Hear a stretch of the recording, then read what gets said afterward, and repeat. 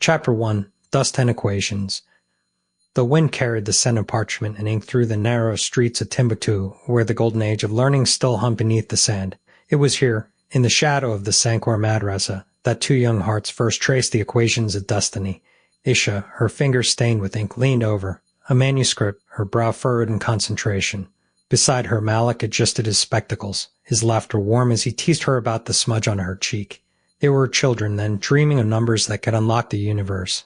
Now, centuries later, the same wind stirred the dust of a modern-day archive where Aisha stood before, a glass case, her reflection ghostly in the dim light. The manuscript inside was fragile, its edges brittle with age, but the equations were as vivid as the day they were written. She could almost hear Malik's voice, his playful challenge.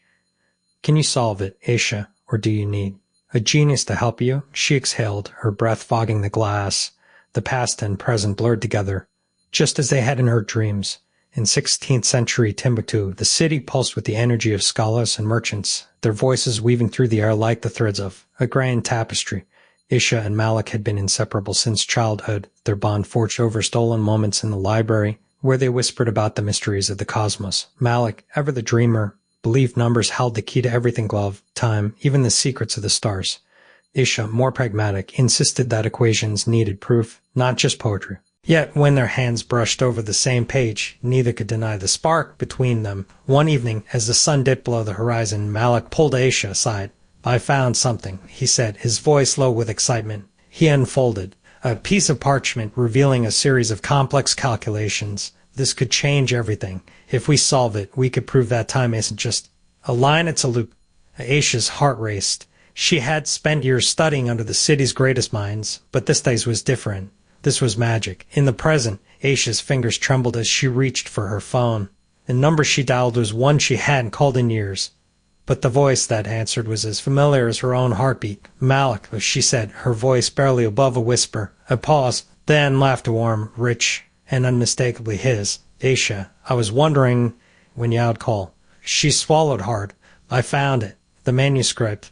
The one I know," he said softly. "I've been waiting for you." The line went silent, but the unspoken words hung between them, heavy with history and possibility. The equations had brought them together once. Now they would have to decide if they were strong enough to bring them back. Back in the 16th century, Aisha and Malik worked late into the night, their quills scratching against parchment, their laughter mingling with the rustle of pages. The city slept around them, but in their small corner of the world, time stretched endlessly. When Malik finally set down his quill, his eyes met Aisha's, and for the first time there was no joke, no teasing, just the quiet certainty of something deeper. "You're brilliant," he murmured.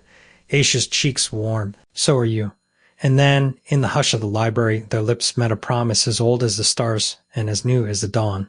In the present, Aisha stood at the edge of the archive, the manuscript clutched tightly in her hands. The past was calling to her, whispering through the dust and the numbers, the ink and the ink-stained fingers of a boy who had loved her with the same fervor he loved mathematics.